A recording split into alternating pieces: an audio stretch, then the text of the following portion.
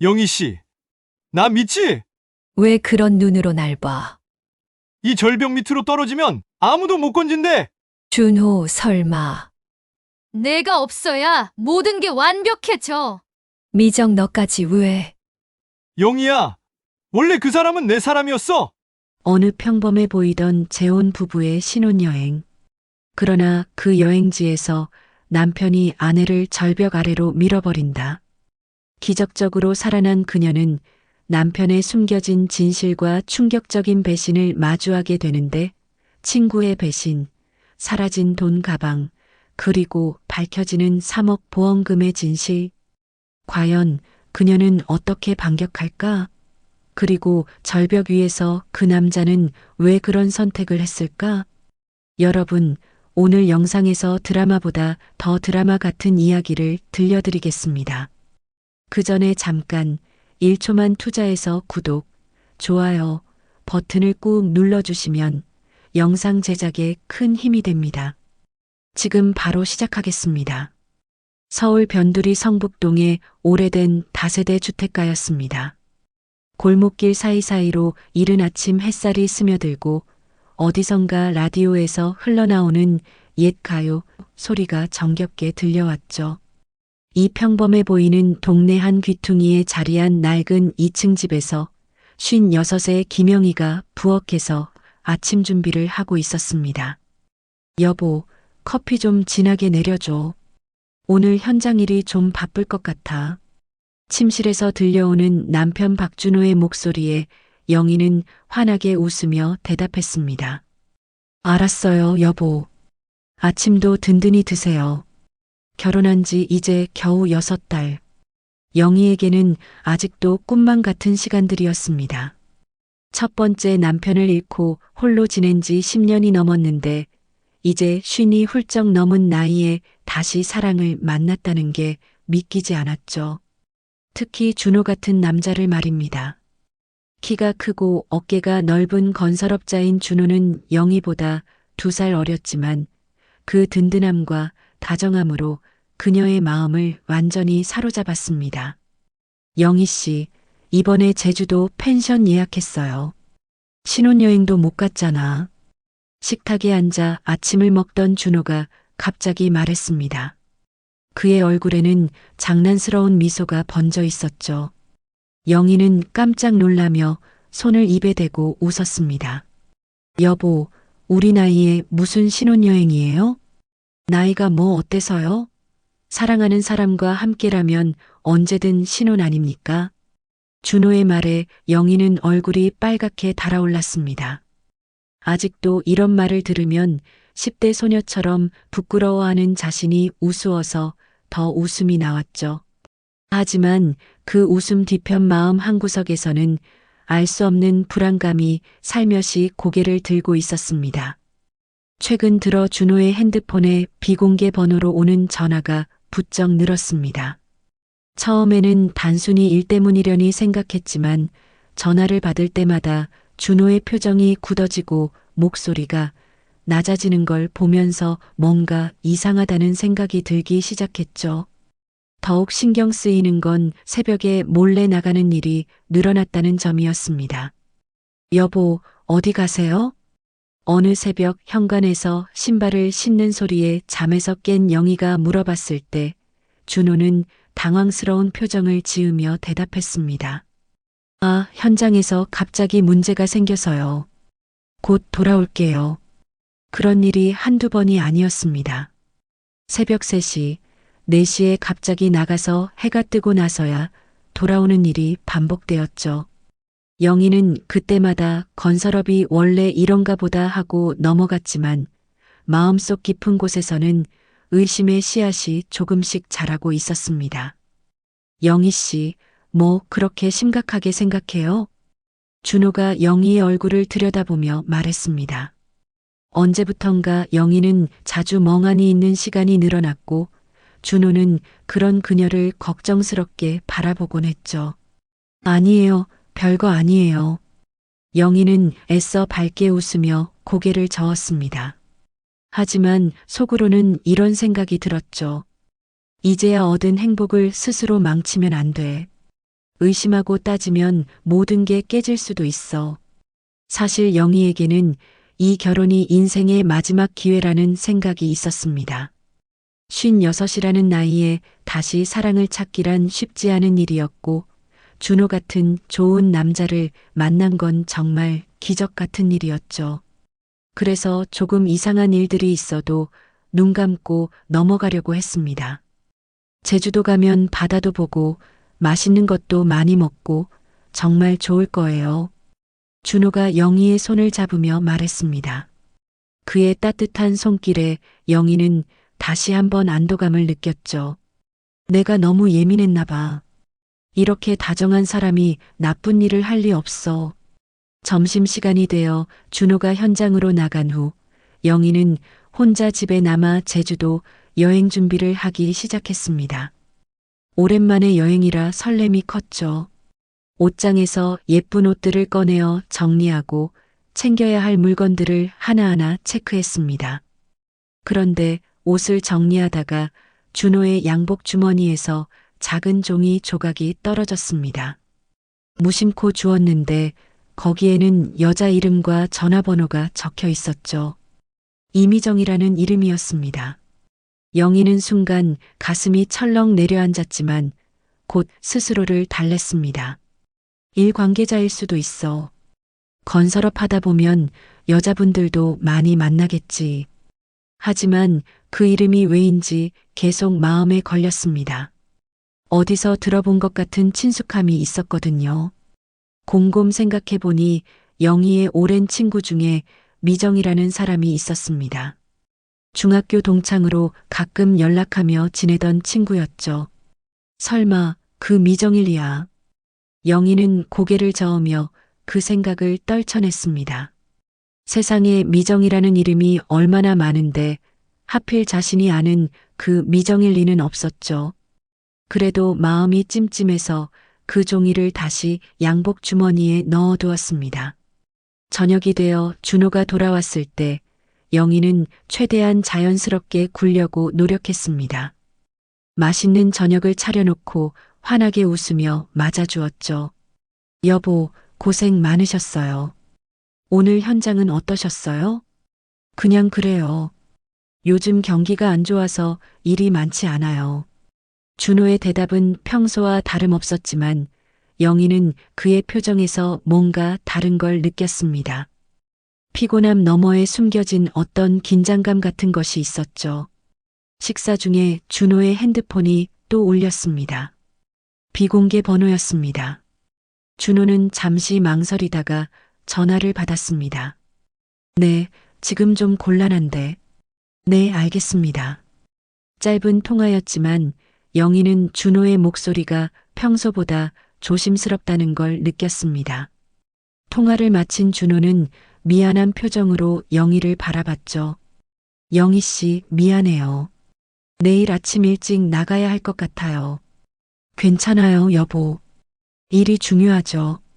영희는 웃으며 대답했지만 속으로는 복잡한 감정이 일었습니다. 의심하고 싶지 않았지만 자꾸만 이상한 일들이 쌓여가니 마음이 불편했죠. 그날 밤 영희는 잠들지 못하고 누워 있었습니다. 옆에서 고르게 숨을 쉬는 준호를 바라보며 이런저런 생각에 잠겼죠. 6달 전 처음 만났을 때의 그 설렘과 행복감이 아직 생생했습니다. 동네 카페에서 우연히 마주친 그와의 첫 만남, 그 후로 이어진 달콤한 연애, 그리고 뜻밖의 빠르게 이루어진 결혼. 모든 게 꿈만 같았는데 왜 이렇게 불안한 마음이 드는 걸까요? 혹시 자신이 너무 예민한 건 아닐까 하는 생각도 들었지만 여자의 직감이라는 게 있잖아요. 뭔가 잘못되고 있다는 느낌을 지울 수가 없었습니다. 새벽 2시가 넘어서야 영희는 겨우 잠이 들었습니다. 그런데 얼마나 잤을까요? 현관문이 살며시 열리는 소리에 잠에서 깼습니다. 시계를 보니 새벽 4시였죠. 또다시 준호가 몰래 나가는 것이었습니다. 영희는 일어나서 창문으로 다가갔습니다. 어둠 속에서 준호의 실루엣이 골목길로 사라져가는 모습이 보였죠. 그 뒷모습이 왜 그렇게 쓸쓸해 보이는지 영희는 가슴이 아팠습니다. 제주도 여행을 가면 모든 게 좋아질까? 영희는 그런 희망을 품으며 다시 침대로 돌아갔습니다. 하지만 쉽게 잠들지는 못했죠. 마음 한구석에 자리 잡은 불안감이 점점 더 커져가고 있었으니까요. 제주도 공항에 내린 순간 영희는 마치 다른 세상에 온 것 같은 기분이 들었습니다. 서울의 답답한 공기와는 완전히 다른 바다 내음 가득한 싱그러운 바람이 얼굴을 스쳤죠. 준호가 영희의 손을 꽉 잡으며 환하게 웃었습니다. 영희 씨, 여기 공기 정말 좋네요. 우리 여기서 며칠 푹 쉬어요. 네, 정말 좋아요. 오랜만에 여행 같은 여행을 하는 것 같아요. 영희도 따라 웃었지만 여전히 마음 한구석의 불안감은 완전히 사라지지 않았습니다. 비행기에서도 준호가 몇 번이나 핸드폰을 들여다보며 누군가에게 문자를 보내는 걸 봤거든요. 여행 중에도 일을 챙겨야 하는구나 하고 이해하려 했지만 그의 표정이 평소와 달리 긴장되어 있는 것 같았죠. 렌터카로 펜션에 도착하니 정말 아름다운 곳이었습니다. 에메랄드빛 바다가 한눈에 내려다 보이는 언덕 위에 자리한 하얀 펜션이었죠. 방에서 창문을 열면 끝없이 펼쳐진 바다와 수평선이 보였습니다. 와, 여보, 여기 정말 예쁘네요. 어떻게 이런 곳을 찾으셨어요? 인터넷에서 찾았어요. 영희 씨 좋아할 것 같아서요. 준호는 여행 가방을 정리하며 대답했는데 그 순간 그의 핸드폰이 또 울렸습니다. 이번에도 비공개 번호였죠. 준호는 잠시 핸드폰을 바라보더니 전화를 끊어버렸습니다. 여보, 전화 받으셔도 돼요. 괜찮아요. 여행 중에는 일 생각하기 싫어요. 준호는 그렇게 말하며 핸드폰을 서랍에 넣어두었지만 영희는 그의 얼굴에 스치는 미묘한 표정을 놓치지 않았습니다. 뭔가 걱정스러운 일이 있는 것 같았죠. 첫날 오후 두 사람은 근처 해안가를 산책했습니다. 검은 현무암 절벽과 푸른 바다가 어우러진 풍경이 정말 장관이었어요. 영희는 오랜만에 마음이 평온해지는 걸 느꼈습니다. 여보, 우리 사진 찍어요. 좋죠, 영희 씨. 준호가 영희의 어깨에 팔을 두르며 함께 사진을 찍었습니다. 그 순간만큼은 정말 행복한 신혼부부 같았죠. 하지만 그 행복도 잠시였습니다. 저녁이 되어 펜션 근처에 있는 절벽 카페로 갔습니다. 에메랄드빛 바다가 보이는 야외 테라스에 앉아 와인을 마시며 노을을 감상하는 시간이었죠. 분위기는 정말 로맨틱했습니다. 영희 씨, 나 믿지? 갑자기 준호가 와인잔을 내려놓으며 영희의 눈을 똑바로 바라보며 물었습니다. 그의 눈빛이 평소와 달리 진지했어요. 아니, 진지함을 넘어서 뭔가 서늘한 느낌까지 들었습니다. 물론이죠, 여보. 왜 갑자기 그런 말씀을? 그냥요. 사람은 누구든 의심받을 수 있잖아요. 특히 나 같은 사람은. 나 같은 사람은 뭐예요? 영희가 반문했지만 준호는 대답하지 않고 와인을 마셨습니다. 그 순간 영희는 준호의 눈빛 속에 스친 묘한 차가움을 느꼈죠. 마치 자신을 평가하는 듯한 아니면 뭔가를 계산하는 듯한 그런 눈빛이었습니다. 여보, 혹시 무슨 문제라도 있으신가요? 요즘 뭔가 걱정이 많아 보이시는데. 영희가 조심스럽게 물어봤습니다. 하지만 준호는 갑자기 환한 미소를 지으며 고개를 저었어요. 무슨 걱정이요? 이렇게 예쁜 아내와 좋은 곳에서 여행하는데. 영희 씨가 너무 예민한 거 아니에요? 그렇게 말하며 준호는 영희의 손을 잡았습니다. 하지만 그의 손이 평소보다 차갑다는 걸 영희는 느꼈죠. 그리고 손을 잡는 힘이 너무 강해서 아플 정도였습니다. 그날 밤 펜션으로 돌아와서 준호는 샤워를 하러 들어갔습니다. 영희는 혼자 남겨진 거실에서 창밖 바다를 바라보고 있었는데 준호의 노트북이 열려 있는 걸 발견했어요. 평소 같으면 절대 남의 물건을 들여다보지 않을 영희였지만 최근에 이상한 일들 때문인지 자꾸 신경이 쓰였습니다. 처음에는 그냥 지나치려고 했어요. 하지만 화면에 떠 있는 문서 제목이 눈에 들어왔습니다. 생명보험 수익자 변경 신청서라고 되어 있었죠. 영희는 가슴이 철렁 내려앉았습니다. 혹시 호기심을 참지 못하고 살짝 들여다봤는데 거기에는 자신의 이름이 적혀 있었습니다. 그것도 보험 금액이 무려 3억 원이나 되는 거대한 액수였어요. 더 충격적인 건 가입일자가 얼마 되지 않았다는 점이었습니다. 결혼 직후에 가입한 보험이었죠. 영희는 온몸에 소름이 돋았습니다. 왜 이런 큰 보험을 내 이름으로 가입했을까? 그것도 나한테 말도 없이. 그때 샤워실에서 물소리가 멈췄습니다. 준호가 곧 나올 것 같았어요. 영희는 재빨리 노트북에서 손을 떼고 원래 자리로 돌아갔습니다. 하지만 가슴은 쿵쿵 뛰고 있었죠. 영희 씨, 뭐 하세요? 샤워를 마치고 나온 준호가 물었습니다. 영희는 최대한 자연스럽게 대답하려고 노력했어요. 그냥 바다 보고 있었어요. 밤바다도 참 예쁘네요. 그러게요. 내일은 더 좋은 곳으로 가볼까요? 준호가 영희 옆에 앉으며 말했는데 영희는 그의 목소리가 평소와 다르게 들렸습니다. 뭔가 계산적이고 인위적인 느낌이었죠. 그날 밤 영희는 전혀 잠을 이룰 수 없었습니다. 3억 원짜리 보험 이야기가 계속 머릿속을 맴돌았거든요.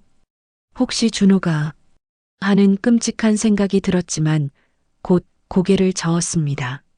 아니야, 설마 그럴 리가. 내가 너무 의심이 많아진 것 같아. 다음 날 아침 준호는 평소보다 일찍 일어나서 어디론가 전화를 걸었습니다.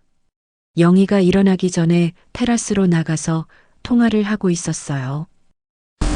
네, 내일까지는 끝낼 수 있어요. 걱정하지 마세요. 멀리서 들려오는 준호의 목소리였습니다. 영희는 누구와 통화하는 건지 궁금했지만 들키면 안 될 것 같아서 그냥 누워 있었죠.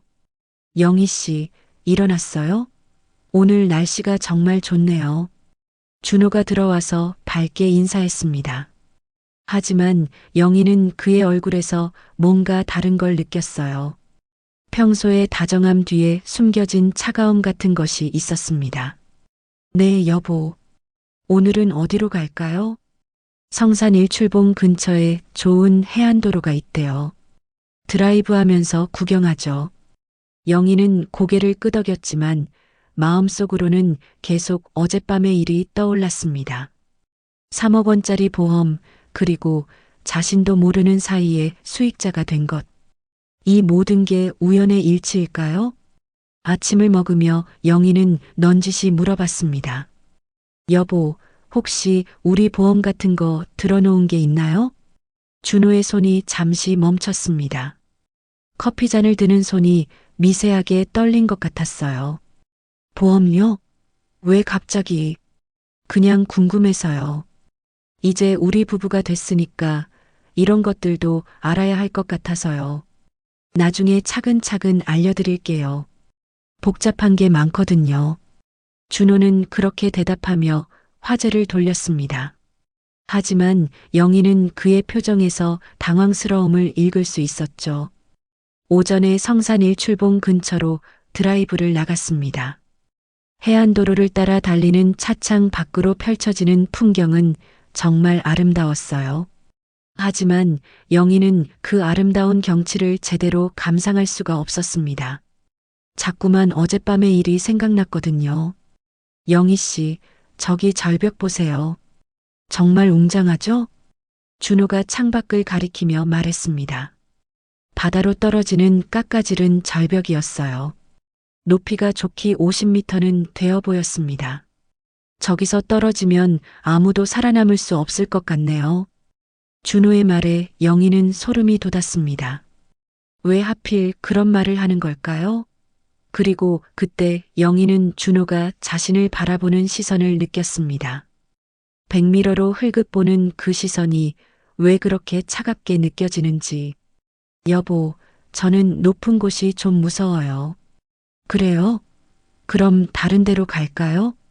준호는 그렇게 말했지만 차는 계속 절벽 도로를 따라 달렸습니다. 영희는 점점 불안해졌어요.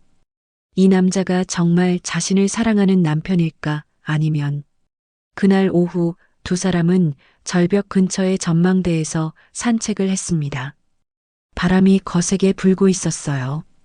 영희는 바람 때문에 비틀거리며 걸었는데 준호가 그녀의 어깨를 감쌌습니다.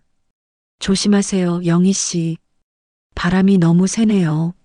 하지만 영희는 준호의 손길에서 보호받는다는 느낌보다는 뭔가 위험한 느낌을 받았습니다. 그의 손이 자신을 지켜주는 게 아니라 통제하려는 것 같았거든요. 이 절벽 밑으로 떨어지면 아무도 못 건진대요. 준호가 갑자기 말했습니다.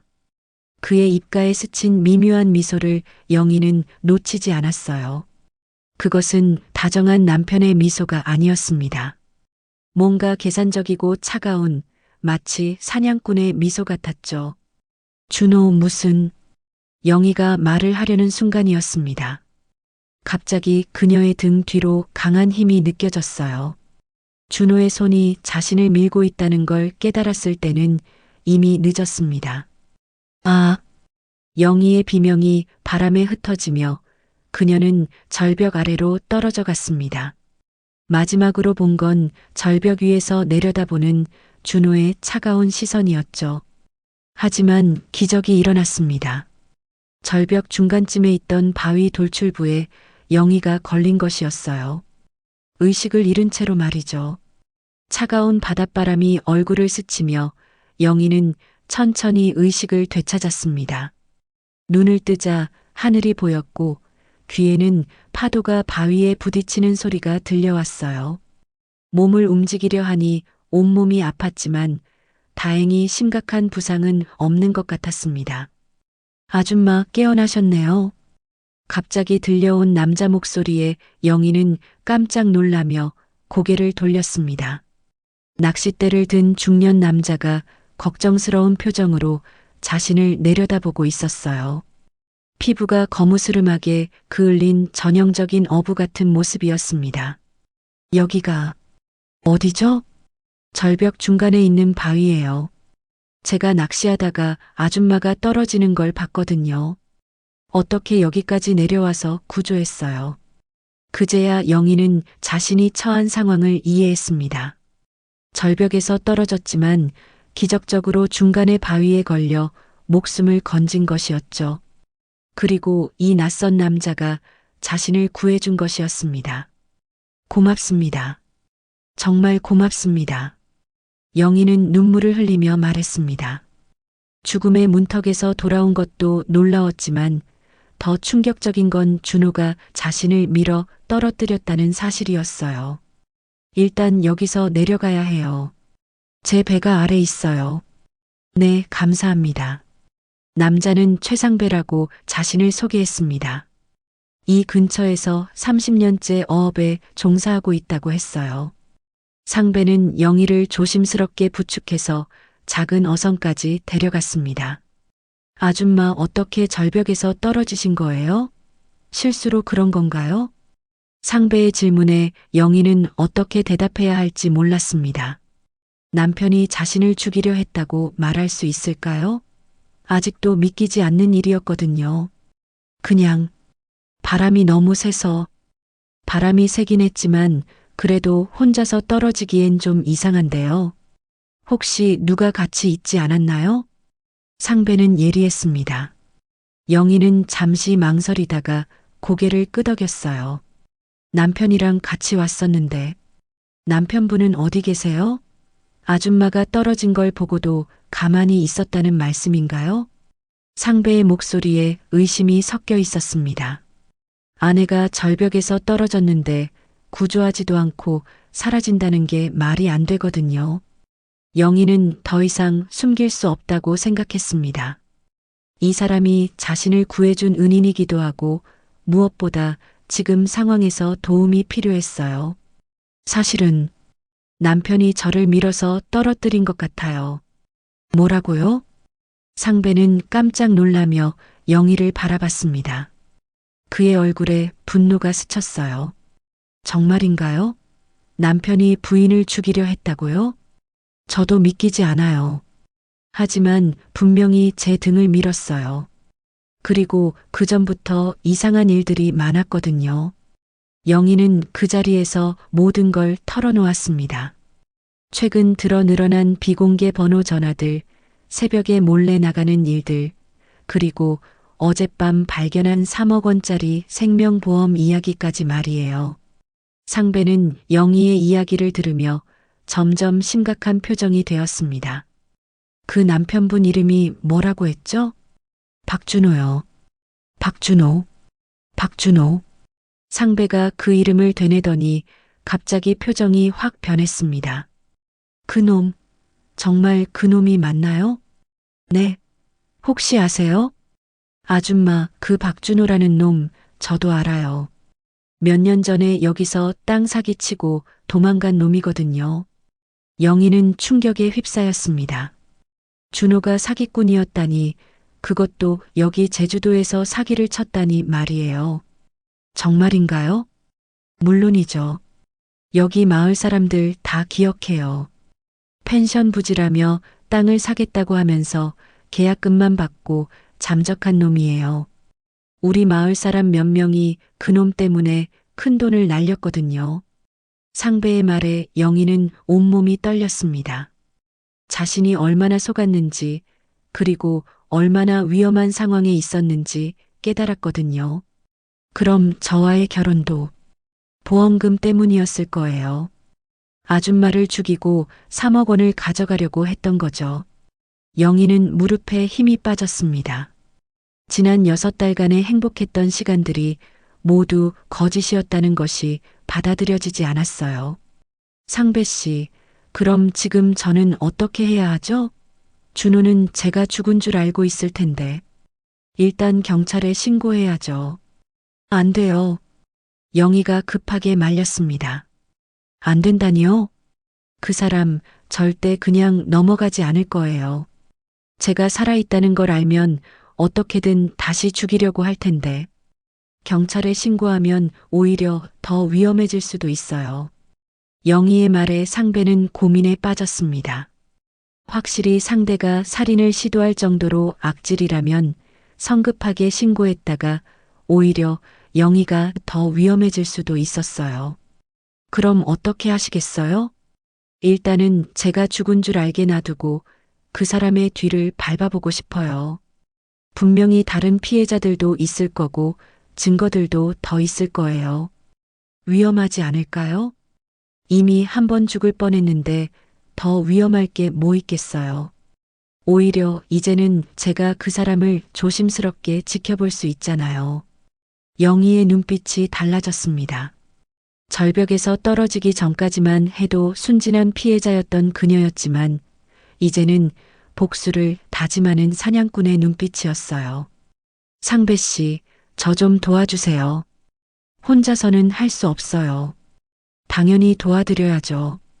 우리 마을 사람들도 그놈 때문에 피해를 봤으니까 이번 기회에 확실히 응징해야 해요. 상배도 결심한 듯 고개를 끄덕였습니다. 그는 영희를 자신의 작은 어촌집으로 데려갔어요. 바닷가 언덕에 자리한 소박한 집이었지만 영희에게는 안전한 피난처 같았습니다. 일단 여기서 쉬면서 몸부터 추스르세요. 그리고 천천히 계획을 세워봅시다. 상배의 집에서 상처를 치료하고 옷을 갈아입은 영희는 거울을 보며 자신의 모습을 확인했습니다. 얼굴에 상처가 좀 있었지만 다행히 심각하지는 않았어요. 하지만 마음의 상처는 쉽게 아물지 않을 것 같았습니다. 상배 씨, 준호가 지금 어디 있는지 알 수 있을까요? 한번 알아보죠. 마을에 연락망이 있거든요. 상배가 몇 통의 전화를 걸더니 곧 소식을 가져왔습니다. 펜션에서 경찰에 신고했대요. 부인이 실종되었다고요. 지금 수색 작업을 하고 있다고 하네요. 연기를 하고 있는 거네요. 그렇죠. 완전 범죄를 꾸미려는 거예요. 영희는 이를 갈았습니다. 자신을 죽이려 한 것도 모자라 이제는 슬픈 남편 연기까지 하고 있다니 말이에요. 상배 씨, 그 사람이 여기서 사기쳤을 때 피해자들이 얼마나 되나요? 한 5명 정도 되죠. 다들 적게는 1,000만 원, 많게는 3,000만 원씩 당했어요. 그럼 그분들과 연락해서 함께 대응하는 게 좋겠네요. 그러죠. 혼자서는 힘들어도 여럿이 힘을 합치면 가능할 거예요. 그날 저녁 상배는 마을 사람들을 모았습니다. 준호에게 사기를 당했던 사람들이었어요. 영희는 그들에게 자신의 이야기를 들려줬습니다. 이런 일이 있었다니. 정말 악질이네요. 우리가 당한 것도 억울한데 이제는 살인까지 시도한다니. 이번에는 반드시 잡아야 해요. 마을 사람들은 모두 분노했습니다. 그리고 영희를 도와 준호를 응징하기로 결심했어요. 일단 그놈의 행동을 계속 지켜봅시다. 분명히 다른 증거들도 나올 거예요. 맞아요. 이런 놈들은 한 번으로 끝나지 않거든요.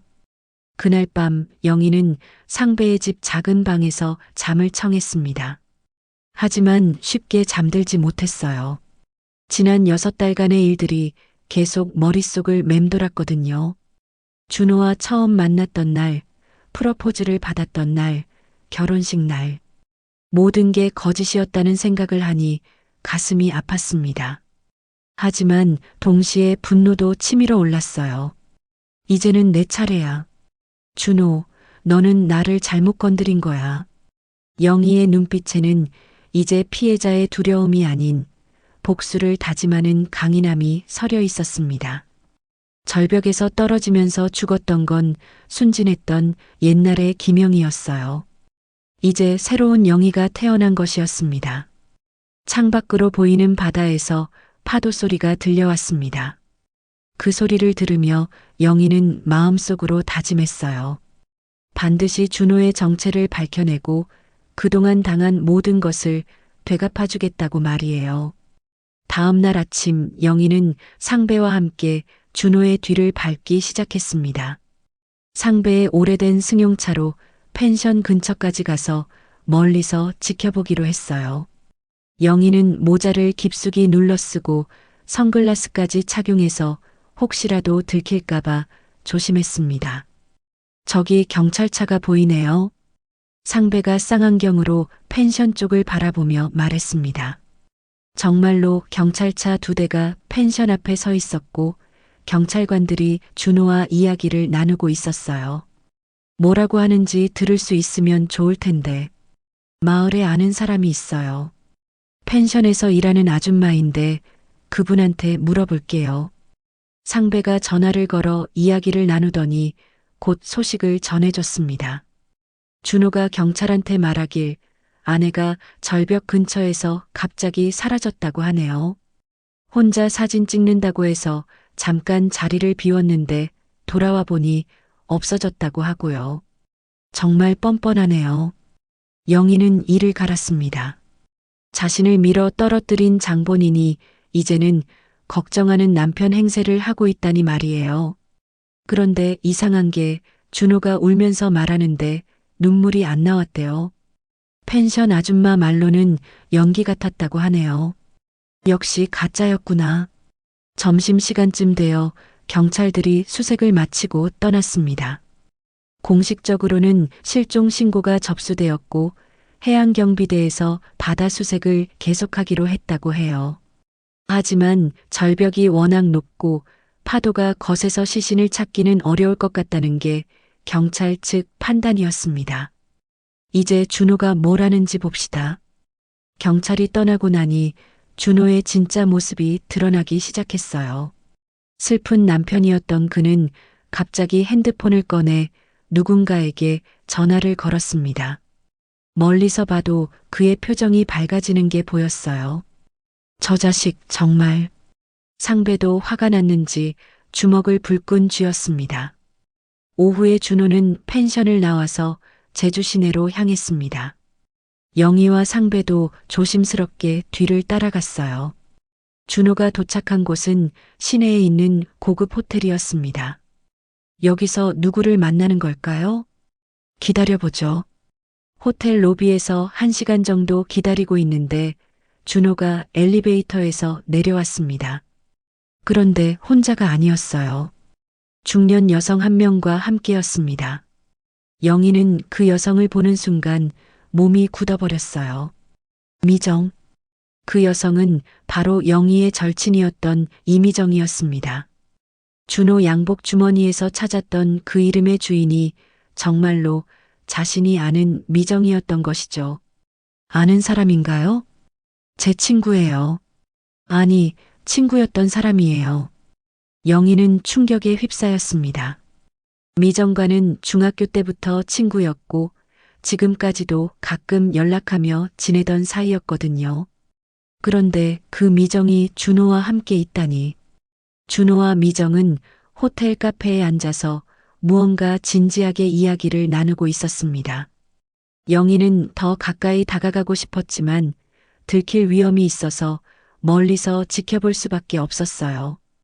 저기 보세요. 준호가 미정에게 뭔가 건네주고 있어요. 상배의 말대로 준호가 미정에게 서류 뭉치 같은 걸 건네주고 있었습니다. 미정은 그것을 받아보더니 고개를 끄덕였어요. 보험 서류일까요? 아마 그럴 거예요. 이제 보험금을 타려고 하는 것 같네요. 2시간 정도 지나서 준호와 미정이 헤어졌습니다. 준호는 다시 펜션으로 돌아갔고 미정은 다른 방향으로 갔어요. 영희는 고민 끝에 미정을 따라가기로 했습니다. 상배 씨, 저는 미정을 따라가 볼게요. 준호는 계속 지켜봐 주세요. 혼자 가시면 위험하지 않을까요? 괜찮아요. 미정은 저를 죽은 줄 알고 있을 테니까요. 영희는 미정이 탄 택시를 뒤따라갔습니다. 미정이 도착한 곳은 제주 시내의 한 오피스텔이었어요. 영희는 미정이 건물 안으로 들어간 후 조심스럽게 뒤를 따라갔습니다. 엘리베이터를 타고 올라가는 미정을 보며 영희는 층수를 확인했어요. 7층에서 멈췄습니다. 영희도 계단으로 7층까지 올라가서 복도를 살펴봤는데 미정이 어느 호실로 들어갔는지 알 수 있었어요. 703호. 영희는 그 번호를 기억해두고 일단 아래층으로 내려왔습니다. 관리사무소에서 703호에 대해 물어보려 했지만 개인정보라며 알려주지 않았어요. 대신 영희는 다른 방법을 썼습니다. 저녁 시간까지 기다렸다가 미정이 나오는 걸 확인한 후 그 층에 사는 다른 주민에게 넌지시 물어봤어요. 703호에 사시는 분이 새로 이사 오신 것 같던데 어떤 분이세요? 아, 거기 이미정 씨요? 몇 달 전에 이사 오셨어요. 혼자 사시는 것 같던데요. 미정이 몇 달 전에 이사를 왔다는 것은 준호와 결혼할 시기와 비슷했습니다. 우연의 일치일까요? 아니면 영희는 더 확실한 증거가 필요했습니다. 그날 밤 상배에게 전화를 걸어 오늘 있었던 일을 보고했어요. 미정이라는 친구가 공범인 것 같네요. 그럴 가능성이 높죠. 보험금을 나눠 가지려는 걸 수도 있고요. 내일은 어떻게 할까요? 일단 준호가 뭘 하는지 더 지켜봅시다. 분명히 다른 움직임이 있을 거예요. 다음 날 영희는 상배와 함께 다시 준호를 감시했습니다. 이번에는 좀 더 대담하게 접근해 보기로 했어요. 준호가 혼자 카페에 앉아 있을 때 영희는 변장을 하고 그 카페에 들어갔습니다. 어머, 준호 씨? 갑자기 들려온 여자 목소리에 준호가 고개를 들었습니다. 그런데 그 여자는 영희가 아는 사람이었어요. 동네에서 가끔 보던 아줌마였는데 준호를 아는 것 같았습니다. 아, 안녕하세요. 준호가 어색하게 인사했습니다. 부인은 어디 계세요? 요즘 안 보이던데요. 그게 사실 여행 중에 사고가 나서 준호가 슬픈 표정을 지으며 말하기 시작했는데 영희는 그 연기하는 모습을 보며 속이 끓었어요. 어머, 무슨 사고요? 실종되었어요. 경찰에서 수색 중인데 아직 세상에 그런 일이 얼마나 속상하실까요? 그 아줌마는 진심으로 안타까워하며 준호를 위로했습니다. 하지만 영희는 준호의 얼굴에서 진짜 슬픔을 찾을 수 없었어요. 대화를 듣던 중에 중요한 정보를 얻었습니다. 준호가 내일 서울로 올라간다고 하는 거였어요. 보험 처리 때문에 보험회사에 가야 한다고 했습니다. 드디어 움직이는구나. 영희는 마음속으로 생각했습니다. 이제 준호가 본격적으로 보험금을 타려고 하는 것 같았어요. 카페에서 나온 후 영희는 상배에게 들은 이야기를 전했습니다. 내일 서울로 간다고요? 네, 보험 처리 때문에요. 그럼 우리도 따라가야겠네요. 제가 혼자 가볼게요. 상배 씨는 여기서 미정을 지켜봐 주세요. 너무 위험하지 않을까요? 괜찮아요. 서울은 제가 더 잘 아니까요. 그날 저녁 영희는 서울행 비행기표를 예약했습니다. 준호보다 한편 먼저 출발해서 준호가 어디로 가는지 확인해 보기로 했어요. 영희 씨, 조심하세요. 혹시 위험하다 싶으면 바로 연락하고요. 네, 걱정 마세요. 영희는 상배에게 인사를 하고 제주공항으로 향했습니다. 이제 진짜 승부를 펼칠 때가 왔다는 생각이 들었어요. 비행기 안에서 영희는 지난 며칠간의 일들을 정리해 봤습니다.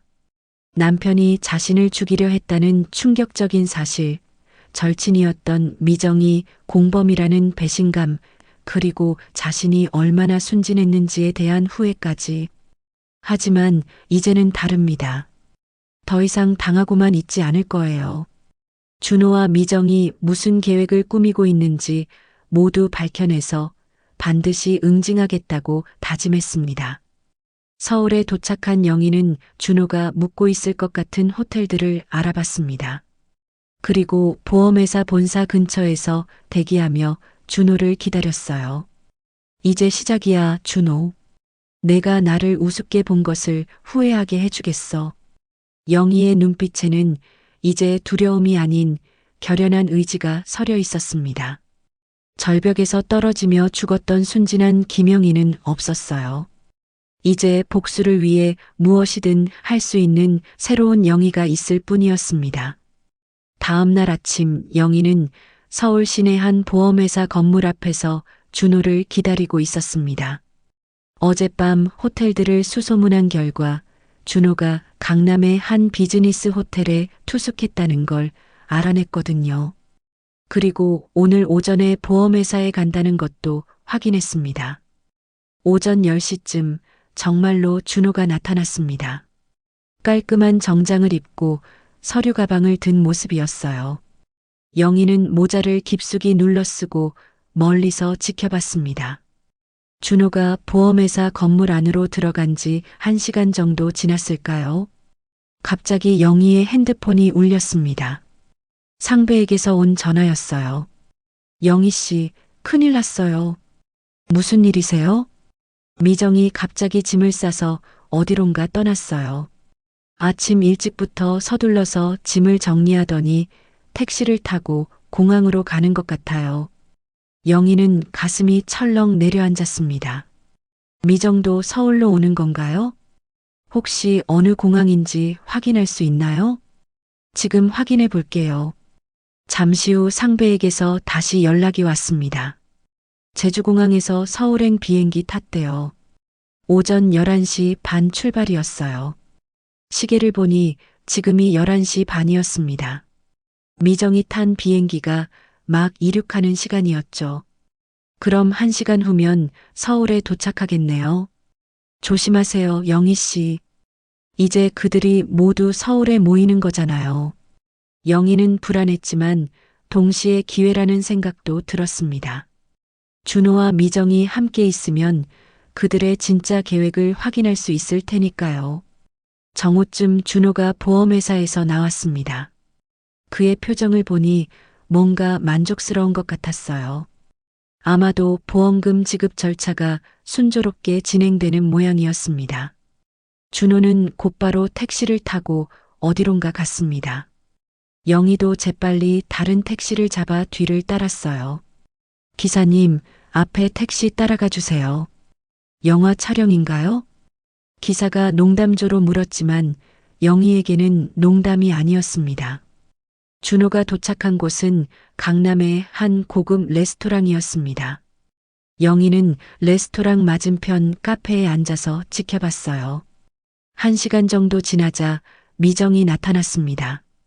제주에서 올라온 게 틀림없었어요. 미정은 레스토랑 안으로 들어갔고 곧 준호와 합석했습니다. 영희는 가슴이 뛰었습니다. 이제 그들이 무슨 이야기를 하는지 들어볼 수 있을까요? 하지만 너무 멀어서 대화 내용을 들을 수는 없었어요. 대신 영희는 다른 방법을 생각했습니다. 레스토랑으로 직접 들어가는 거였어요. 물론 위험했지만 진실을 알기 위해서는 감수해야 할 위험이었습니다. 영희는 화장실에 들어가서 완전히 다른 모습으로 변장했습니다. 머리를 올리고 진한 화장을 하고 가져온 안경까지 썼어요. 그리고 레스토랑으로 들어가서 준호와 미정이 앉은 테이블에서 2테이블 떨어진 곳에 앉았습니다. 다행히 두 사람은 영희를 알아보지 못했습니다. 그들은 너무 진지하게 대화에 몰두하고 있었거든요. 미정아, 정말 잘했어. 이제 며칠만 기다리면 모든 게 끝나.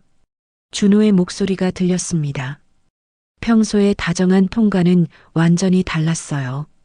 차갑고 계산적인 목소리였습니다. 준호야, 그런데 정말 괜찮은 거야? 경찰에서 수상하게 생각하지 않을까? 걱정 마. 완전 범죄야. 영희는 절벽에서 떨어져서 시신도 못 찾을 거고 나는 슬픈 남편으로 남을 거야. 영희는 그 말을 들으며 온몸이 떨렸습니다. 정말로 계획적인 살인이었던 거예요. 보험금은 언제쯤 나와? 보험회사에서 일주일 정도 걸린다고 했어. 시신이 없어서 좀 복잡하긴 하지만 목격자도 있고 실종 신고도 했으니까 문제 없을 거야. 3억이면 우리가 나눠서 1억 5천씩이네. 그래. 이번엔 정말 대박이야. 영희는 그들의 대화를 들으며 분노가 치밀어 올랐습니다. 자신의 목숨을 돈으로 계산하고 있는 그들이 너무나 역겨웠어요. 그런데 미정아, 너 영희랑 친하지 않았어? 친하긴 했지. 하지만 돈 앞에서는 그런 게 무슨 소용이야? 게다가 영희는 너무 순진해서 이용하기 딱 좋았어. 미정의 말에 영희는 마음이 아팠습니다. 중학교 때부터 절친이었던 미정이 이런 말을 하다니. 내가 영희 소개해준 덕분에 이 일이 가능했어. 고마워. 당연하지. 우리 사이에 그런 말 하지 마. 그제야 영희는 모든 걸 이해했습니다. 처음부터 미정이 자신을 준호에게 소개해준 게 계획이었던 거예요. 우연한 만남이 아니라 치밀하게 계획된 함정이었던 것이죠. 그럼 이제 뭘 해야 해? 일단 며칠 더 슬픈 남편 연기를 해야지. 그리고 보험금이 나오면 바로 해외로 떠날 거야. 어디로? 동남아시아 쪽으로 생각하고 있어. 거기서 새로운 신분으로 살면 돼. 영희는 더 이상 들을 수 없었습니다. 그들이 자신을 죽이고 돈을 가지고 해외로 도망갈 계획까지 세우고 있다니 말이에요. 조용히 자리에서 일어나 화장실로 갔습니다. 거기서 상배에게 전화를 걸었어요. 상배 씨, 모든 걸 확인했어요. 정말로 계획적인 살인이었어요. 정말인가요? 네, 그들이 직접 하는 말을 들었어요. 보험금 3억을 나눠 가지고 해외로 도망갈 계획까지 세우고 있어요. 이제 경찰에 신고해야겠네요. 아직 안 돼요. 증거가 부족해요. 제가 들은 말만으로는 부족할 거예요.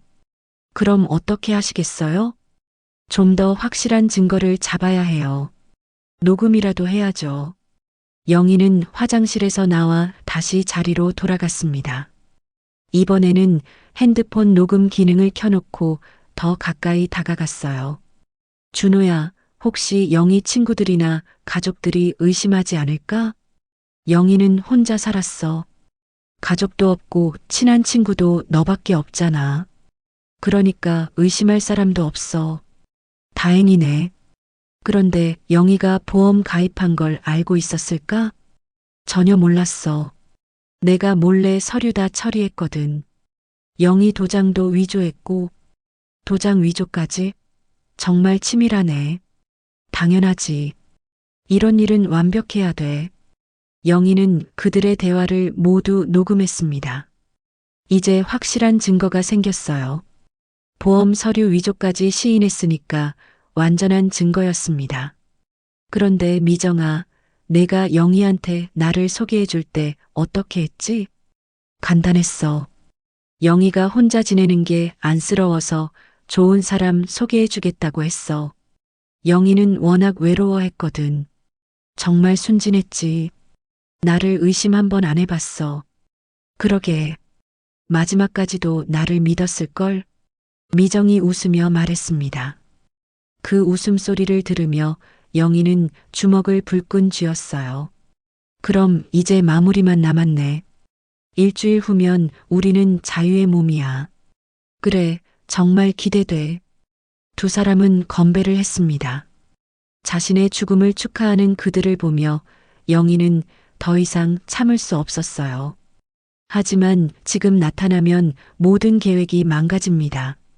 꾹 참고 자리에서 일어나 레스토랑을 나왔어요.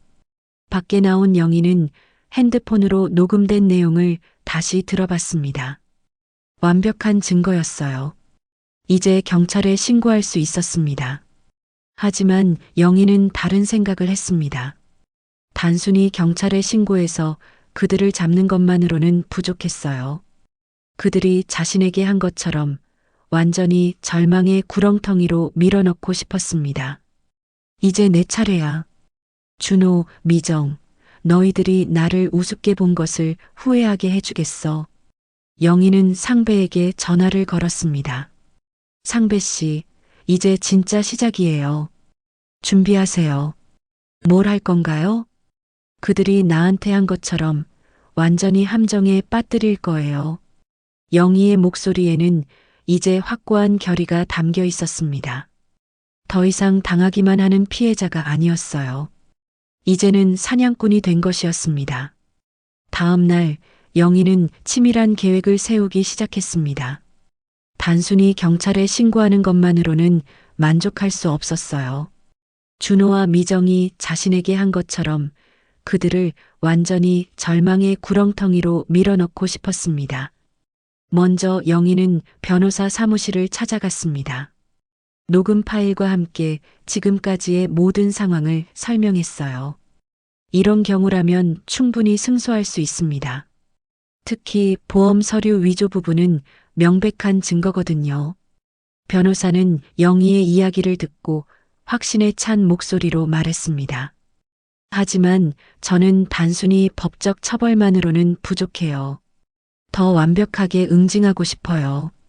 무슨 뜻인지 알겠습니다.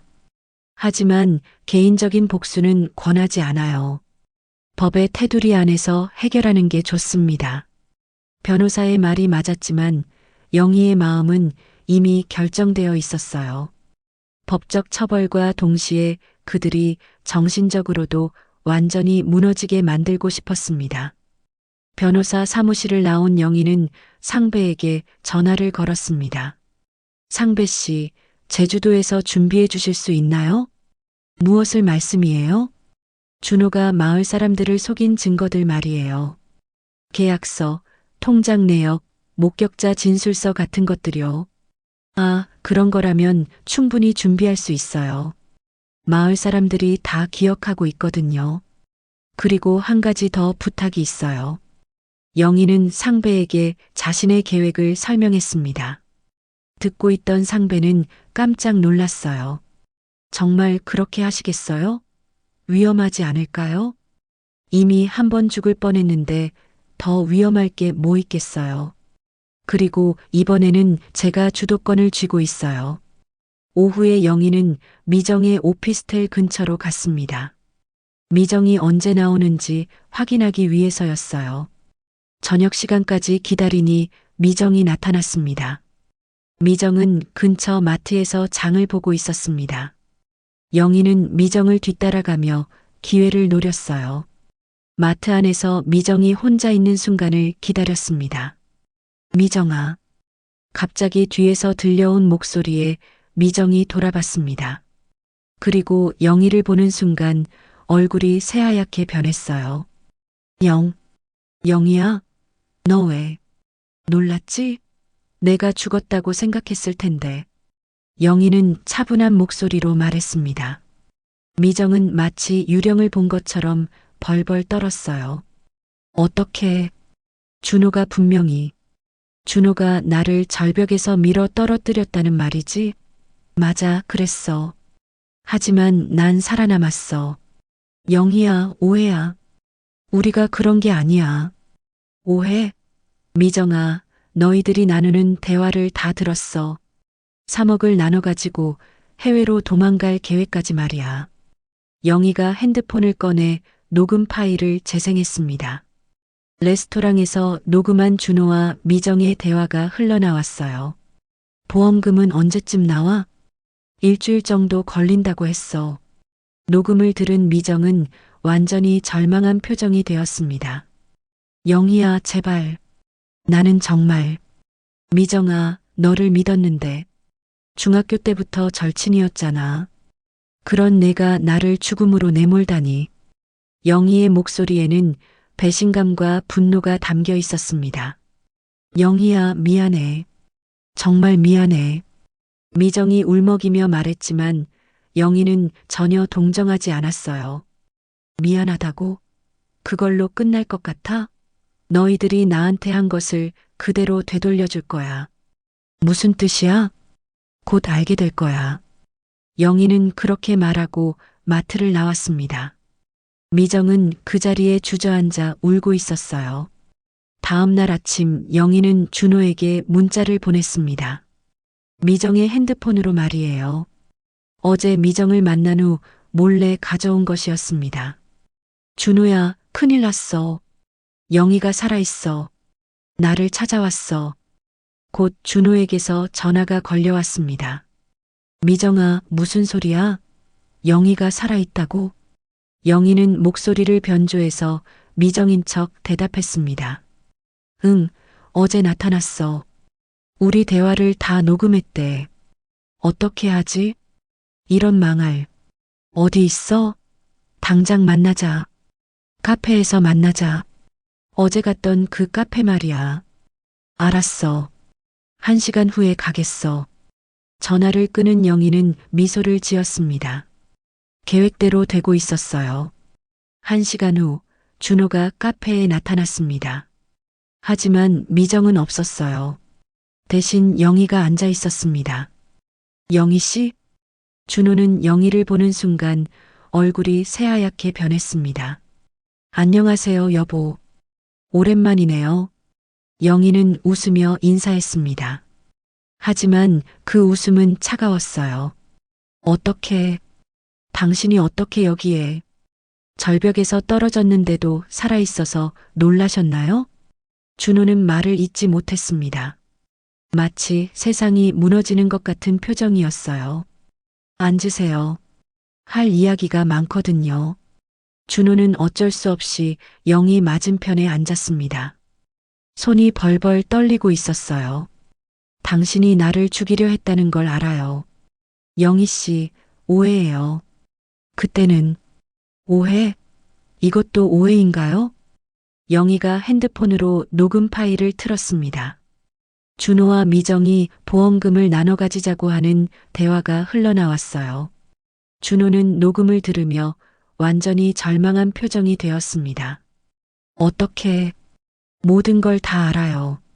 미정이랑 공모해서 저를 죽이려 한 것도, 보험 서류를 위조한 것도, 그리고 해외로 도망갈 계획까지도요. 영희 씨, 제발, 제발, 제가 절벽에서 떨어질 때는 제발이라고 말할 기회도 없었는데요. 영희의 목소리는 냉정했습니다. 그런데 궁금한 게 있어요. 언제부터 저를 죽일 계획이었나요? 처음 만났을 때부터? 준호는 대답하지 못했습니다. 미정이 말해줬어요. 제가 혼자 살고 있고 외롭다고, 그래서 속이기 쉬울 거라고요. 영희 씨, 6달 동안 저를 속이고 사랑한다고 거짓말하고 결혼까지 했죠. 모든 게 제 보험금 때문이었으면서요. 준호는 고개를 들 수 없었습니다. 그런데 아시나요? 제가 죽지 않아서 다행이에요.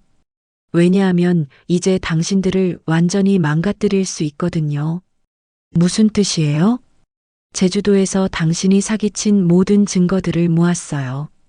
마을 사람들이 다 증언할 거예요. 그리고 보험 서류 위조 증거도 있고요. 준호는 온몸이 떨렸습니다. 경찰에 신고하는 것도 좋지만 그보다 먼저 해야 할 일이 있어요. 뭔데요? 당신이 저에게 한 것처럼 완전히 절망을 맛보게 해주는 거예요. 영희는 일어서며 말했습니다. 내일부터 당신의 모든 게 무너질 거예요. 직장도, 신용도, 사회적 지위도 모든 것이요. 영희 씨, 제발 한 번만. 한 번만? 저에게도 한 번만 기회를 줬나요? 영희는 준호를 차갑게 내려다봤습니다. 아, 그리고 미정도 마찬가지예요. 내일이면 모든 게 시작될 거예요. 영희는 카페를 나서며 마지막으로 말했습니다.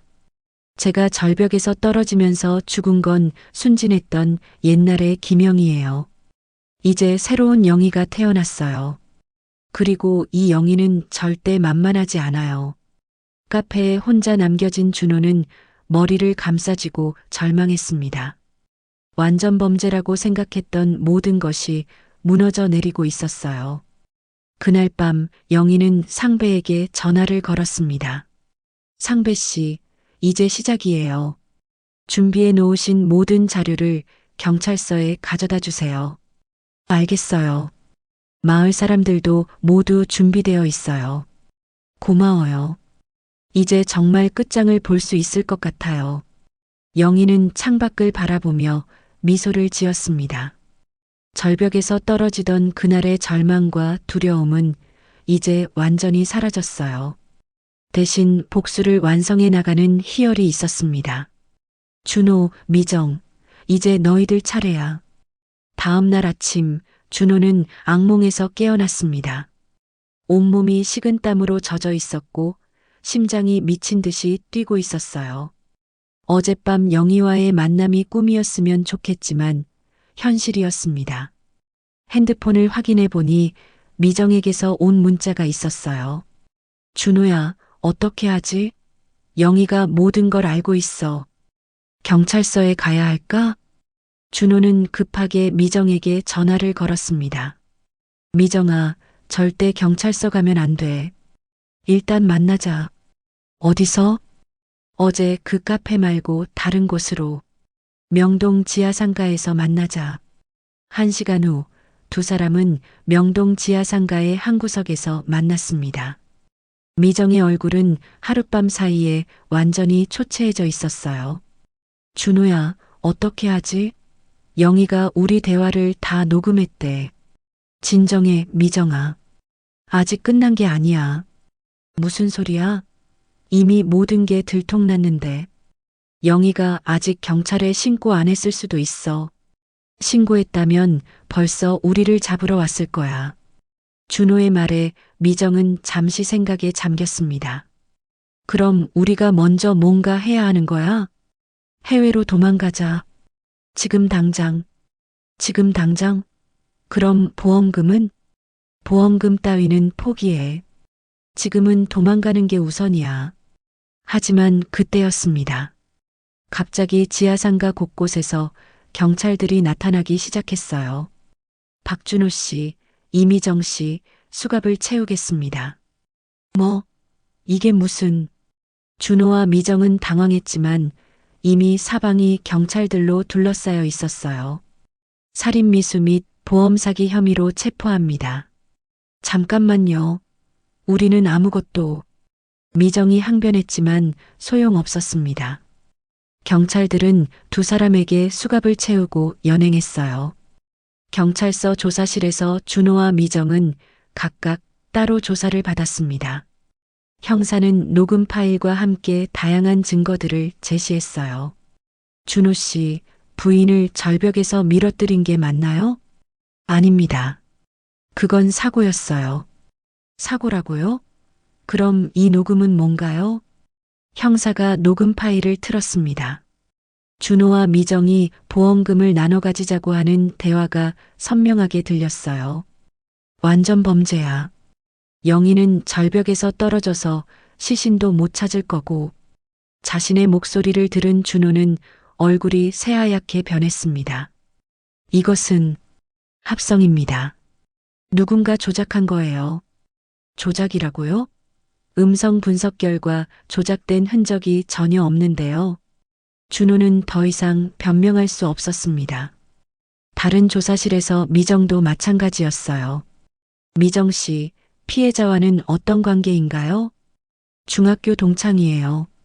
그런 친구를 죽음으로 내몬 이유가 뭔가요? 저는 그냥. 미정은 울음을 터뜨렸습니다. 하지만 형사는 전혀 동정하지 않았어요. 제주도에서 박준호가 사기를 쳤을 때도 공모했죠? 그건 몰랐어요. 정말 몰랐어요. 몰랐다고요? 그럼 이 통장 거래 내역은 뭔가요? 형사가 서류를 내밀었습니다. 미정의 통장에 준호로부터 받은 돈이 여러 차례 입금되어 있었어요. 이건 미정은 할 말을 잃었습니다. 한편 영희는 변호사와 함께 경찰서에 와 있었습니다. 영희 씨, 정말 고생 많으셨습니다. 담당 형사가 영희에게 말했습니다. 제주도에서 올라온 증거들도 모두 확보했고 보험 서류 위조 증거도 명확합니다. 이번에는 확실히 처벌받을 겁니다. 고맙습니다.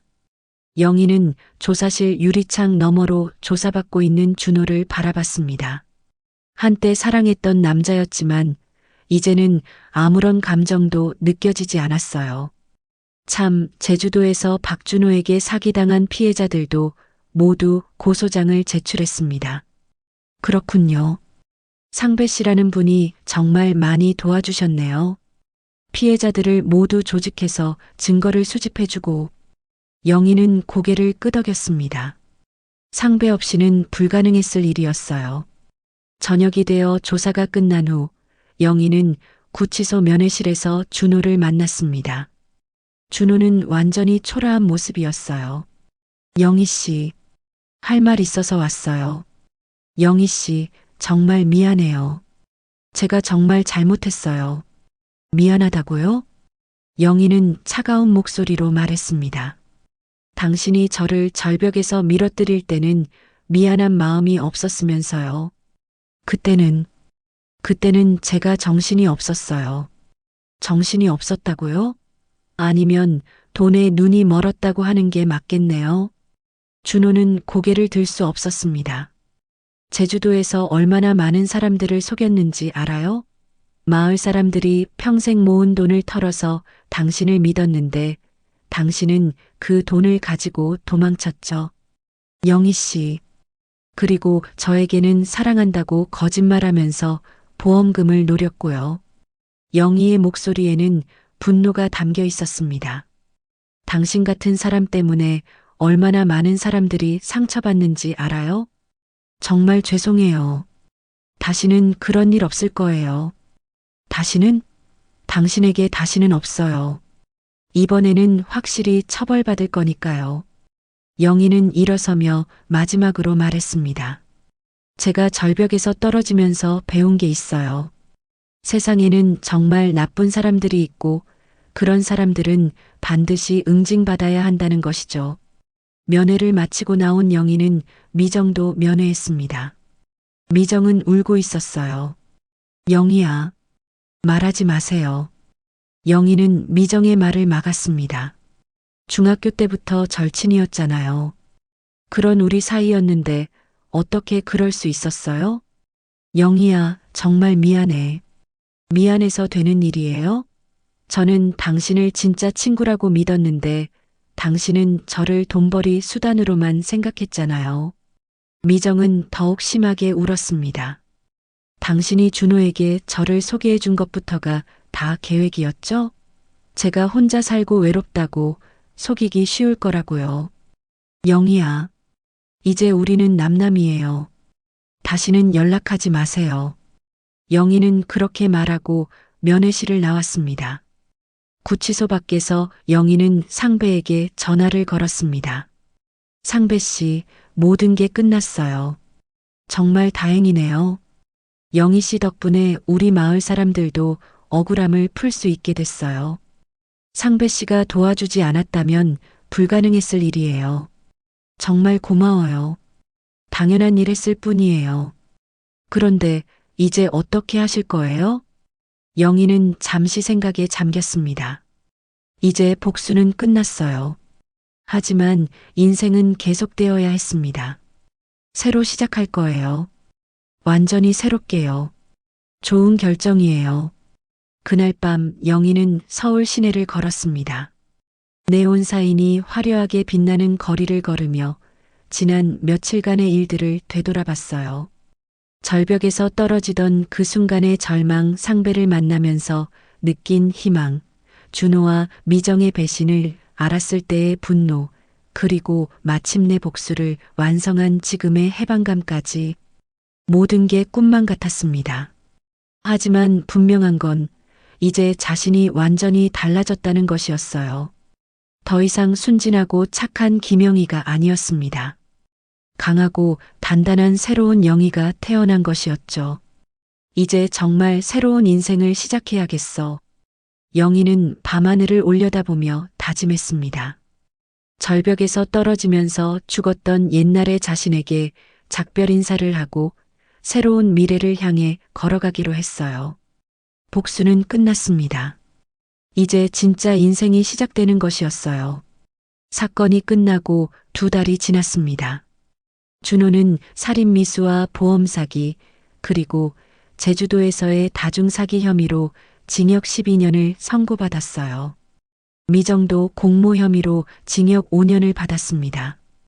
법정에서 판결을 듣는 그들의 모습은 처참했지만 영희는 더 이상 동정하지 않았어요. 영희는 서울을 떠나기로 결심했습니다.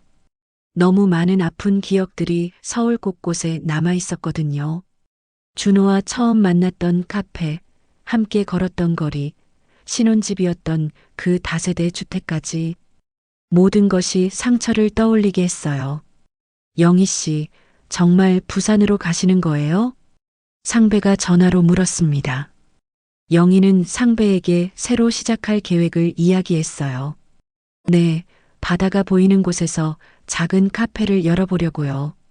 좋은 생각이에요. 새로운 환경에서 새로운 시작을 하시는 게 맞는 것 같아요. 상배 씨도 제주도에서 잘 지내시죠? 네, 마을 사람들 덕분에 준호 때문에 잃었던 돈도 일부 돌려받았어요.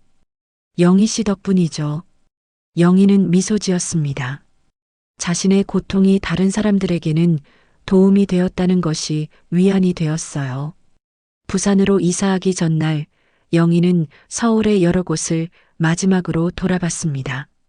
하지만 준호와의 추억이 있는 곳들은 피했어요. 대신 어린 시절 어머니와 함께 갔던 남산, 대학 시절 친구들과 놀았던 홍대, 첫 직장이 있었던 강남까지 좋은 기억들만 떠올리며 작별 인사를 했습니다. 안녕, 서울아. 그동안 정말 고마웠어. 부산에 도착한 영희는 해운대 근처에 작은 원룸을 얻었습니다. 창문을 열면 바다가 보이는 곳이었어요. 파도 소리를 들으며 잠들 수 있는 그런 곳이었습니다. 새로운 집에서의 첫날 밤, 영희는 창가에 앉아 바다를 바라봤습니다. 제주도에서 절벽 아래로 떨어졌던 그날이 떠올랐지만 이제는 두렵지 않았어요. 오히려 그날이 있었기에 지금의 자신이 있다는 생각이 들었습니다. 며칠 후 영희는 해운대 해변가에서 작은 카페 자리를 찾았습니다. 2층 건물의 1층이었는데 통유리 창으로 되어 있어서 바다가 한눈에 보였어요. 사장님, 이 자리 정말 좋네요. 임대료는 어떻게 되나요? 월세가 좀 비싸긴 한데 위치가 워낙 좋아서요. 건물주와 계약을 맺은 영희는 본격적으로 카페 준비에 들어갔습니다. 인테리어는 바다를 테마로 했어요. 파란색과 흰색을 기본으로 하고 곳곳에 조개 껍데기와 산호 장식을 배치했습니다. 카페 이름은 다시 바다로 정했어요. 절벽에서 떨어져 바다를 만났던 그날을 기억하며 그리고 바다처럼 넓은 마음으로 새로 시작한다는 의미를 담았습니다. 개업 준비를 하면서 영희는 많은 사람들을 만났습니다. 인테리어 업체 사장님, 커피 원두 납품업체 직원, 근처 상인들 모두 따뜻하게 영희를 맞아주었어요. 사장님, 여기서 카페 하시려고요? 이 자리 정말 좋아요. 성공하실 거예요. 옆 가게 사장님이 격려해 주었습니다. 고맙습니다. 열심히 하겠습니다. 영희는 진심으로 감사했어요. 서울에서는 이웃과 인사도 제대로 나누지 못했는데 여기서는 모든 사람들이 가족처럼 대해 주었거든요. 드디어 개업일이 다가왔습니다. 영희는 개업 전날 밤 카페에서 혼자 마지막 점검을 했어요. 커피 머신, 테이블, 의자, 인테리어까지 모든 것이 완벽했습니다. 창밖으로 보이는 바다에는 달빛이 비춰지고 있었어요. 파도가 백사장에 부서지는 소리가 들렸습니다. 어머니, 딸이 이렇게 새로 시작해요. 지켜봐 주세요. 영희는 마음속으로 하늘에 계신 어머니에게 말했습니다. 개업 당일 아침 영희는 일찍 일어나서 카페를 열었습니다. 첫 손님은 산책 나온 할머니였어요. 아이고, 여기 새로 카페가 생겼네. 커피 한 잔 주세요. 네, 감사합니다. 첫 손님이세요. 영희는 정성껏 커피를 내려드렸습니다. 할머니는 커피를 마시며 창밖 바다를 바라봤어요. 여기 정말 좋네요. 커피도 맛있고 자주 올게요. 고맙습니다. 첫 손님을 보내고 나니 기분이 정말 좋았어요.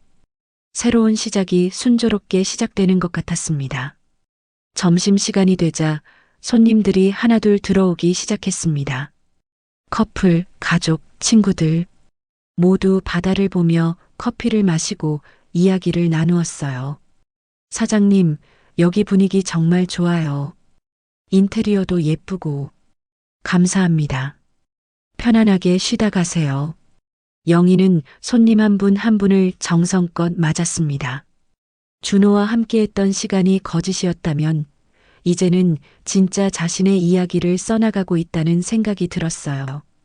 저녁이 되어 하루 영업을 마친 영희는 카페 테라스에 앉아 노을을 바라봤습니다.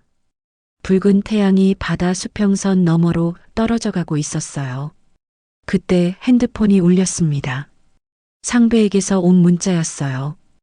영희 씨, 카페 개업 축하해요. 제주도에서 응원하고 있어요. 나중에 부산 놀러 갈게요. 영희는 미소 지으며 답장을 보냈습니다. 고마워요.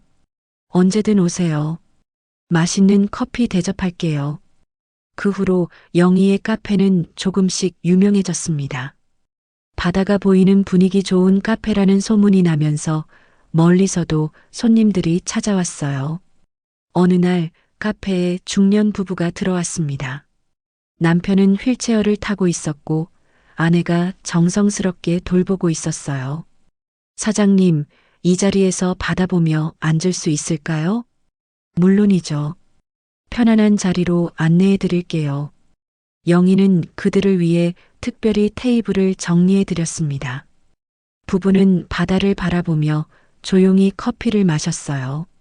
아내 덕분에 이런 좋은 곳도 와보네요. 남편이 아내의 손을 잡으며 말했습니다. 여보, 우리 여기서 행복하게 쉬어요.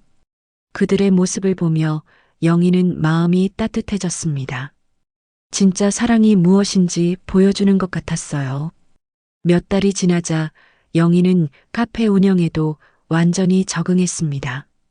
단골 손님들도 생겼고 근처 상인들과도 친해졌어요. 영희 씨, 정말 좋아 보여요. 얼굴이 많이 밝아졌어요. 상배가 제주도에서 부산까지 놀러와서 말했습니다. 고마워요. 상배 씨 덕분에 이런 새로운 시작을 할 수 있게 됐어요. 그런 말씀 마세요. 영희 씨가 강하게 이겨내신 거예요. 두 사람은 카페 테라스에 앉아 바다를 바라보며 이야기를 나누었어요. 그런데 영희 씨, 혹시 새로운 만남에 대해서는 생각 안 해보세요? 아직은 혼자가 편해요. 지금이 정말 행복하거든요. 영희는 진심으로 말했습니다. 누군가와 함께하는 것보다 자신만의 공간에서 자신만의 속도로 살아가는 것이 더 소중했어요. 해가 지고 별이 뜨기 시작했습니다. 영희는 카페 불을 끄고 집으로 돌아가는 길에 해변을 걸었어요. 파도가 백사장에 부서지는 소리, 바닷바람의 촉감, 별빛이 반짝이는 밤하늘, 모든 것이 평화롭고 아름다웠습니다. 나는 다시 시작할 수 있었어. 그리고 절대 같은 함정에 빠지지 않을 거야. 영희는 마음속으로 다짐했습니다. 절벽에서 떨어지면서 배운 교훈들, 사람을 보는 눈, 자신을 지키는 방법들, 모든 것이 소중한 경험이었어요. 지금의 영희는 누구에게도 속지 않을 만큼 강해졌습니다. 하지만 동시에 진정한 사랑과 우정이 무엇인지도 알게 되었어요. 상배 같은 사람, 카페의 단골 손님들, 이웃상인들, 진짜 좋은 사람들을 구별할 수 있는 눈을 갖게 된 것이죠. 집에 도착한 영희는 창가에 앉아 일기를 썼습니다. 오늘도 평범하고 행복한 하루였다. 내일도 바다와 함께, 커피향과 함께 진짜 내 인생을 살아가겠다. 그렇게 영희의 새로운 인생이 시작되었습니다. 절벽에서 떨어지면서 죽었던 순진했던 김영희는 이제 없었어요. 대신 강하고 지혜로우며 자신만의 길을 걸어가는 새로운 영희가 있었습니다. 바다가 품어준 것처럼 영희도 이제 다른 사람들을 따뜻하게 품어줄 수 있는 사람이 되었어요. 그리고 무엇보다 자기 자신을 진정으로 사랑할 줄 아는 사람이 되었습니다. 파도는 오늘도 끊임없이 해변에 밀려왔다 돌아갔습니다.